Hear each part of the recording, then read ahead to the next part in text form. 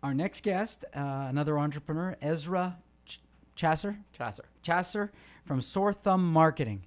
Well, Ezra, tell us about Sore Thumb Marketing. Sure. So Sore Thumb Marketing is a social media consultancy. We're based in New York, and we are helping small business owners and startups and entrepreneurs really maximize their social media presence, their online marketing strategy in really a goal-oriented and data-driven way. One of the things that we see a lot of small business owners doing is thinking that social media is something to just do because you have to do it. So someone says, I have a Facebook page, therefore I'm doing social media, and that's enough for me.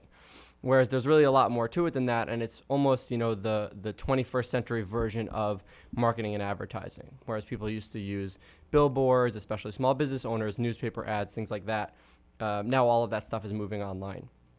And so if you think strategically about what your goals are, what you're trying to achieve, whether it's website traffic, donations, event registrations, feet in your door, there's all different ways to measure, first of all, how you're reaching those goals, whether you're improving, whether you're unfortunately regressing, and how you can adjust your strategy and the content that you're putting out there to try to reach those goals more effectively. So why did you get into this business in the first place? But obviously that's your background. Yeah, I got into the business because I was really excited by the idea of social media as a way for small business owners to sort of level the playing field against their largest competition. So, obviously the world is becoming increasingly globalized. A lot of multinational corporations are starting to take over a larger share of the market.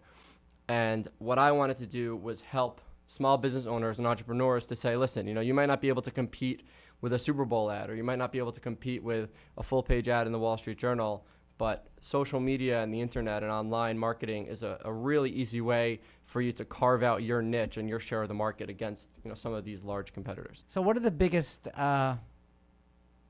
obstacles to people understanding social marketing that you find? The clients, when you walk in and they think they know what they're talking about. I mean, I hear all the time, I'm not on Facebook. I don't do LinkedIn. It doesn't serve any purpose for me. What do you say to people? Yeah, I think that there's two real pitfalls there. The first is that people don't necessarily, like you sort of alluded to, see the value, that they're not either looking in the right places or they don't have the right expectations where they're going into it. And so if you think that creating a LinkedIn profile is going to increase your sales 15% within 2 or 3 months, you're going to be disappointed because you're going in with very high expectations, unreasonable expectations. More commonly, what I actually see though is that people are overwhelmed by the thought of the time and the energy that it takes to maintain them, and are then just scared off entirely. So rather than saying, okay, I'm going to have a Facebook page and I'm going to update it once a week, and that's going to be enough for me. Small business owners in particular try to put the whole weight of the internet on their shoulders, and they say, oh, well, if I can't have a Facebook page that I'm updating twice a day and have a Twitter account and have a LinkedIn account and be making videos on YouTube, then I'm better off doing none of it. And so they sort of just shy away altogether. What new trends do you see coming for 2015?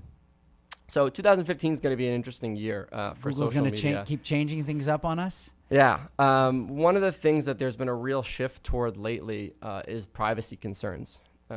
Outside the realm of social media, Uber's become sort of in the spotlight as far as privacy goes and how they're using people's information.